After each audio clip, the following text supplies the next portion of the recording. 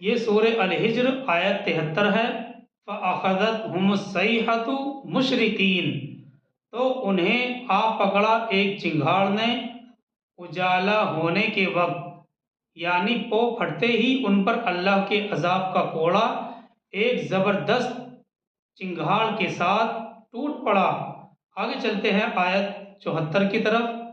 فَجَعَلْنَا عَالِيَهَا سَافِلَهَا وَأَمْطَرْنَا عَلَيْهِمْ حِجَارَةً مِّن سِجِّيلٍ، پھر ہم نے ان کے اوپر والے حصے کو بنا دیا اس کے نچلا والا، اور ہم نے برسائے ان کے اوپر پکی ہوئی مٹی کے کنکر۔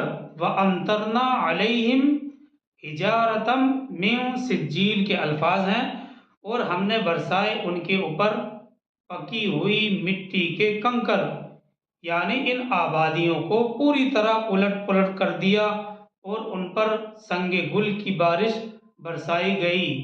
یہ قوم لوط کا تذکرہ چل رہا ہے۔ آگے چلتے ہیں آیت 75 کی طرف۔ ان فی ذلک لآیات للمتوسمین، یقیناً اس میں نشانیاں ہیں ان لوگوں کے لیے جو حق کے متلاشی ہیں، جو حق کو تلاش کرنے والے ہوتے ہیں۔ ان فی ذلک لآیات للمتوسمین، یقیناً اس میں نشانیاں ہیں ان لوگوں کے لیے جو حق تلاش کرنے والے ہوتے ہیں۔ اگلی آیت 76 ہے۔ وَإِنَّهَا لَبِسَبِيلٍ مُقِيمٍ، وَإِنَّهَا لَبِسَبِيلٍ مُقِيمٍ، اور یہ بستیاں ایک سیدھی راہ پر واقع تھیں، یعنی یہ عذاب شدہ بستیاں ایک سیدھے راستے پر موجود تھیں۔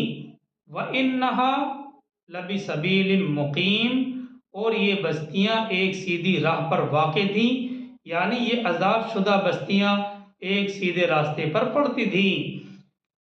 مطلب یہ ہے، یعنی حجاز سے شام اور عراق سے مصر جاتے ہوئے یہ تباہ شدہ علاقہ اور عذاب شدہ علاقہ راستے میں پڑتا ہے، اور عام طور پر قافلوں کے لوگ یا یہاں سے گزرنے والے لوگ تباہی کے ان آثار کو دیکھتے ہیں جو اس پورے علاقے میں آج تک نمایاں ہے۔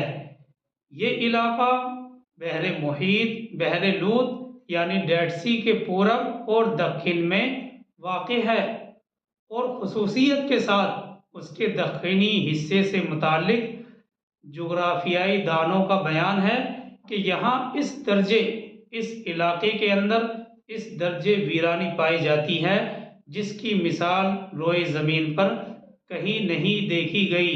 تو اللہ سبحانہ وتعالیٰ کے فرمان کا مطلب وَإِنَّهَا لَبِسَبِيلٍ مُقِيمٍ، اور یہ بستیاں ایک سیدھی راہ پر واقع تھیں، یعنی حجاز سے شام اور عراق سے مصر جاتے ہوئے یہ تباہ شدہ علاقہ اور عذاب شدہ بستیاں راستے میں پڑتی ہیں، اور عام طور پر قافلے کے لوگ اور یہاں سے جو بھی گزرنے والے لوگ ہوتے ہیں تباہی کے ان آثار کو اپنی آنکھوں سے دیکھتے ہیں جو اس پورے علاقے میں آج تک نمایاں ہیں۔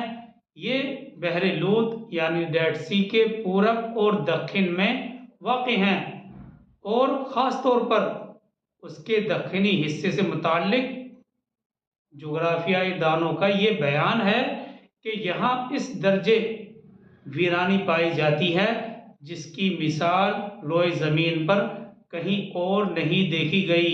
بہرحال یہ دو آیتیں ہیں ہمارے سامنے۔ ان دو آیتوں یعنی آیت 75 اور 76 میں اللہ سبحانہ وتعالیٰ نے ان بستیوں کا محل وقوع بیان فرمایا ہے، یعنی واقع ہونے کی جگہ بیان فرمائی ہے، جو عرب سے شام جانے کے راستے پر واقع ہیں، اور ساتھ ہی اللہ سبحانہ وتعالیٰ نے یہ بات بھی بیان کی ہے کہ ان میں حق کو تلاش کرنے والے لوگوں کے لیے قدرت کاملہ کی بڑی بڑی نشانیاں ہیں۔ جو لوگ اللہ کو تلاش کرنا چاہتے ہیں ان کے لیے اللہ سبحانہ وتعالیٰ کی قدرت کی بڑی بڑی نشانیاں ان کے اندر موجود ہیں، اور ان بستیوں کے بارے میں قرآن مجید کی ایک دوسری جگہ یعنی سورہ القصص آیت 58 میں یہ بات بھی ارشاد ہوئی ہے، وَكَمْ أَهْلَكْنَا مِنْ قَرْيَةٍ بَطِرَتْ مَعِيشَتَهَا، یہ سورہ القصص آیت 58 ہے اور یہ انہی بستیوں سے متعلق ہے۔ وَكَمْ أَهْلَكْنَا مِنْ قَرْيَةٍ بَطِرَتْ مَعِيشَتَهَا، اور کتنی ہی بستیوں کو ہم نے ہلاک کر دیا جو اتراتی تھیں اپنی معیشت پر۔ تو دیکھ لو یہ ہیں ان کے کھنڈرات، آباد نہیں ہوئے ان میں رہنے والے ان کے بعد مگر بہت تھوڑے، یعنی یہ بستیاں عذاب الہی کے ذریعے ویران ہونے کے بعد پھر دوبارہ آباد نہیں ہوئیں سوائے چند بستیوں کے۔ اس سے معلوم یہ ہوا کہ حق سبحانہ و تعالیٰ نے ان بستیوں اور ان کے مکانات کو آنے والی نسلوں کے لیے عبرت کا سامان بنا دیا ہے۔ وَكَمْ أَهْلَكْنَا مِنْ قَرْيَةٍ بَطِرَتْ مَعِيشَتَهَا، اور کتنی ہی بستیوں کو ہم نے ہلاک کر دیا جو اتراتی تھیں اپنی معیشت پر۔ تو دیکھ لو یہ ہیں ان کے کھنڈرات، آباد نہیں ہوئے ان میں رہنے والے ان کے بعد مگر بہت تھوڑے۔ یہ بستیاں عذاب الہی کے ذریعے ویران ہونے کے بعد پھر دوبارہ آباد نہیں ہوئیں سوائے چند بستیوں کے۔ چند بستیاں آباد ہوئیں، لیکن عام بستیاں جو قوم لوط سے متعلق تھیں وہ آج بھی عبرت کا نشان بنی ہوئی ہیں۔ اس سے معلوم ہوا کہ حق سبحانہ و تعالیٰ نے ان بستیوں اور ان مکانات کو آنے والی نسلوں کے لیے عبرت کا سامان بنا دیا ہے۔ یہی وجہ ہے، دیکھیے یہی وجہ ہے کہ حضور کریم صلی اللہ علیہ وسلم جب ان جگہوں سے ان مقامات سے گزرے ہیں تو آپ پر اللہ کی ہیبت کا ایک خاص اثر ہوتا تھا۔ جیسے ہی ان مقامات سے گزرے فوراً اللہ سبحانہ و تعالیٰ کی ہیبت کا ایک خاص اثر نبی صلی اللہ علیہ وسلم کے چہرے پر دیکھا گیا، جس سے آپ کا سر مبارک جھک جاتا تھا اور آپ اپنی سواری کو ان مقامات میں تیز کر کے جلد پار کرنے کی کوشش فرماتے تھے۔ رسول کریم صلی اللہ علیہ وسلم کے اس عمل نے یہ سنت قائم کر دی کہ جن مقامات پر اللہ کا عذاب آیا ہے، جن بستیوں پر اللہ کا عذاب آیا ہے، ان مقامات کو تماشا گاہ بنانا اور تفریح کی جگہ بنانا یہ بڑی حماقت کی بات ہے، بلکہ اس سے عبرت حاصل کرنے کا طریقہ یہی ہے کہ وہاں پہنچ کر اللہ کی قدرت کاملہ ذہن میں رہے اور اللہ کے عذاب کا خوف طاری ہو۔ یہ بیان کرنے کی اس لیے ضرورت پڑی کہ آج کچھ مقامات ایسے ہی تفریح گاہ بنے ہوئے ہیں۔ دیکھیے اس کی وضاحت ہم ابھی کریں گے، اس سے پہلے یہ سمجھنا چاہیے کہ حضرت لوط علیہ السلام کی بستیاں جن کا تختہ الٹا گیا، قرآن مجید کے ارشاد کے مطابق عرب سے ملک شام کو جانے والے راستے پر، عرب سے ملک شام کو جانے والے راستے پر اردن کے علاقے میں آج بھی یہ مقام اور یہ جگہ سطح سمندر سے کافی گہرائی میں ایک عظیم صحرا کی صورت میں موجود ہیں۔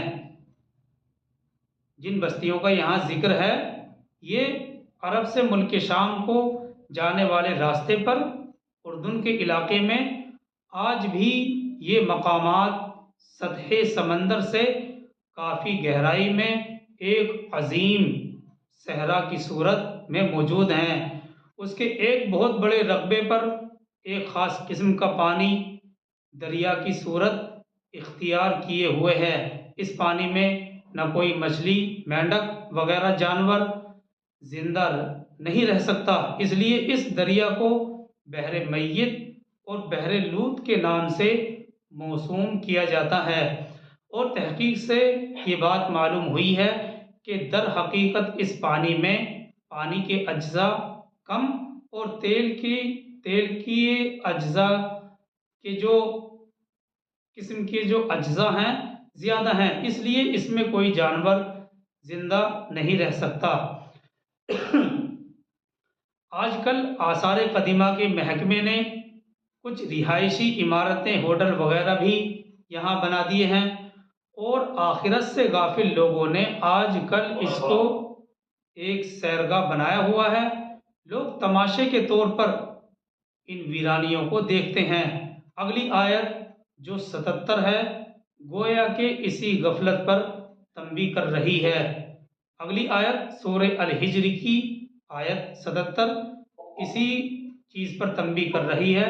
ان فی ذالک لآیۃ للمؤمنین، ان فی ذالک لآیۃ للمؤمنین، یہ آیت 77 ہے۔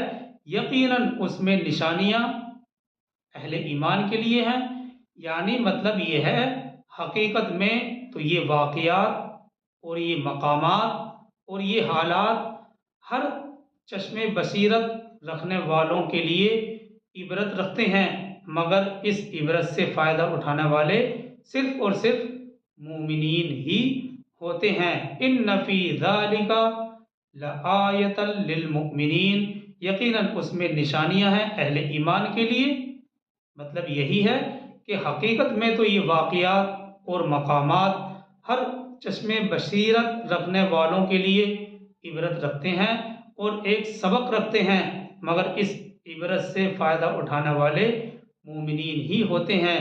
مومنین کے علاوہ جو لوگ ہیں ان مقامات کو ایک تماشے کی حیثیت سے دیکھ کر روانہ ہو جاتے ہیں۔ بہرحال یہ وضاحتیں مفسرین نے کی ہیں حضرت لوط علیہ السلام اور ان کی معذب قوموں سے متعلق، یعنی ان قوموں سے متعلق جو عذاب کا شکار ہوئی ہیں۔ آگے چلتے ہیں آیت 78 کی طرف، 70 اور 8 78، آگے چلتے ہیں آیت 78 کی طرف۔ وَإِن كَانَ أَصْحَابُ الْأَيْكَةِ لَظَالِمِينَ، اور بے شک بن والے بھی ظالم تھے۔ وَإِن كَانَ أَصْحَابُ الْأَيْكَةِ لَظَالِمِينَ، اور بے شک بن یعنی باغ، بن والے بھی ظالم تھے۔ اصحاب الایکہ کا لفظ لایا گیا ہے، اس سے مراد شعیب علیہ السلام کی قوم کے لوگ ہیں۔ اس قوم کا نام بنی مدعیان تھا۔ مدین ان کے مرکزی شہر کو بھی بولتے ہیں اور ان کے پورے علاقے کو بھی مدین ہی کہا جاتا ہے۔ تو بہرحال اس سے مراد شعیب علیہ السلام کی قوم کے لوگ ہیں۔ اور آیت میں جو لفظ ایکا آیا ہے اس کے معنی بن، باغ اور گھنے جنگل کے ہیں۔ بعض کہتے ہیں کہ مدین کے پاس ایک بن تھا، اس لیے ایکا اصحاب مدین ہی کا ایک لقب ہے۔ اور دیکھیے بعض مفسرین حضرات یہ بھی کہتے ہیں کہ اصحاب ایکا اور اصحاب مدین دو الگ الگ قومیں تھیں۔ ایک قوم کی ہلاکت کے بعد شعیب علیہ السلام دوسری قوم کی طرف مبعوث ہوئے، تو اس میں اس لحاظ سے دیکھا جائے تو مفسرین کا اختلاف ہے۔ بعض حضرات کہتے ہیں کہ مدین کے پاس ایک بن تھا، اس لیے ایکا اصحاب مدین ہی کا لقب ہے۔ اور بعض مفسرین حضرات یہ بھی کہتے ہیں کہ اصحاب ایکا اور اصحاب مدین دو الگ الگ قومیں تھیں۔ ایک قوم کی ہلاکت کے بعد شعیب علیہ السلام دوسری قوم کی طرف مبعوث کیے گئے۔ دیکھیے ان دوسرے مفسرین کا قول ہم نے اس لیے بیان کیا ہے کیونکہ تفسیر روح المعانی میں ابن عساکر کے حوالے سے ایک مرفوع حدیث نقل ہوئی ہے، ان مدین و اصحاب الایکۃ امتان بعث اللہ تعالی الیہما شعیبا۔ صاحب کا مائک کھلا ہوا ہے۔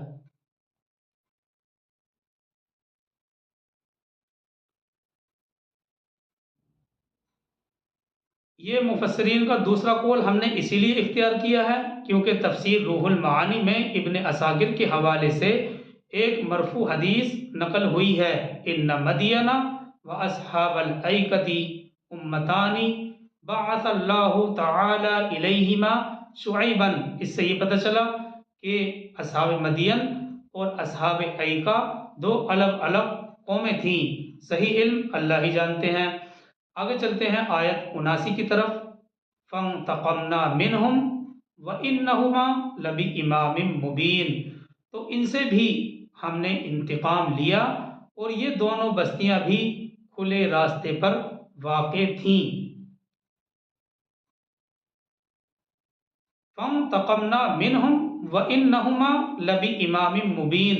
اللہ تعالیٰ فرماتے ہیں تو ہم نے بھی ان سے انتقام لیا اور یہ دونوں بستیاں بھی کھلے راستے پر واقع تھیں، یعنی مدین اور اصحاب الایکا کا علاقہ بھی حجاز سے فلسطین اور ملک شام جاتے ہوئے راستے ہی میں پڑتا ہے۔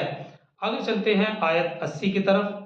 وَلَقَدْ كَذَّبَ أَصْحَابُ الْحِجْرِ الْمُرْسَلِينَ، اور یقیناً تکذیب کی اصحاب الحجر نے مرسلین کی، اور اسی طرح حجر والوں نے بھی رسولوں کو جھٹلایا۔ وَلَقَدْ كَذَّبَ أَصْحَابُ الْحِجْرِ الْمُرْسَلِينَ، اور اسی طرح حجر والوں نے بھی رسولوں کی تکذیب کی۔ اصحاب الحجر یہ کون لوگ ہیں؟ اصحاب الحجر سے مراد قوم سمود ہے، اور حجر یہ ایک وادی کا نام ہے جو حجاز اور شام کے درمیان واقع ہے۔ اصحاب الحجر سے مراد یہاں پر قوم سمود ہے، اور حجر جو لفظ اس آیت میں لایا گیا ہے ایک وادی کا نام ہے جو حجاز اور شام کے درمیان واقع ہے۔ اسی میں قوم سمود آباد تھی، اور ان کی طرف حضرت صالح علیہ السلام مبعوث کیے گئے۔ یہ اسی طرح ہے جیسے ہود علیہ السلام کی قوم عاد کا ذکر احقاف کے حوالے سے بھی ہوا ہے۔ سورہ احقاف میں ہم اس کو پڑھیں گے۔ بہرحال یہاں یہ یاد رکھنا ہے کہ اصحاب الحجر سے مراد قوم سمود ہے۔ اسی طرح سے قوم سمود کا یہاں ذکر اصحاب الحجر کے نام سے ہوا ہے، اور یہاں مرسلین کے لفظ لانے سے یہ بھی معلوم ہوتا ہے کہ اس قوم میں اس سے پہلے بہت سے انبیاء آئے، اور پھر آخر میں رسول کی حیثیت سے حضرت صالح علیہ السلام تشریف لائے۔ آگے چلتے ہیں آیت 81 کی طرف۔ وَآتَيْنَاهُمْ آيَاتِنَا فَكَانُوا عَنْهَا مُعْرِضِينَ۔ اب اس کی مزید وضاحت کرتے ہوئے اللہ تعالیٰ آیت 81 میں فرماتے ہیں وَآتَيْنَاهُمْ آيَاتِنَا فَكَانُوا عَنْهَا مُعْرِضِينَ، اور انہیں ہم نے اپنی آیات عطا کی لیکن وہ ان سے اعراض ہی کرتے رہے۔ قوم سمود کو بطور خاص طور پر اونٹنی کی صورت میں حسی معجزہ بھی دکھایا گیا تھا کہ ایک چٹان پھٹی، ایک چٹان پتھر کی چٹان شق ہوئی، اور اس کے اندر سے ایک خوبصورت گابھن اونٹنی برآمد ہوئی۔ اگلی آیت 82 ہے۔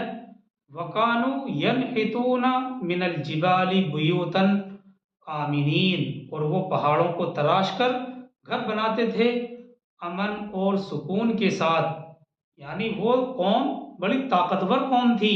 وَكَانُوا يَنْحِتُونَ مِنَ الْجِبَالِ بُيُوتًا آمِنِينَ، اور وہ پہاڑوں کو تراش کر گھر بناتے تھے امن اور سکون کے ساتھ۔ قوم سمود کے یہ گھر آج بھی موجود ہیں اور دیکھنے والوں کو گویا کہ عبرت کی دعوت دے رہے ہیں۔ اگلی آیت 83 ہے۔ فَأَخَذَتْهُمُ الصَّيْحَةُ مُصْبِحِينَ، انجام کیا ہوا ان کا؟ فَأَخَذَتْهُمُ الصَّيْحَةُ مُصْبِحِينَ، تو انہیں آ پکڑا ایک چنگھاڑ نے صبح کے وقت۔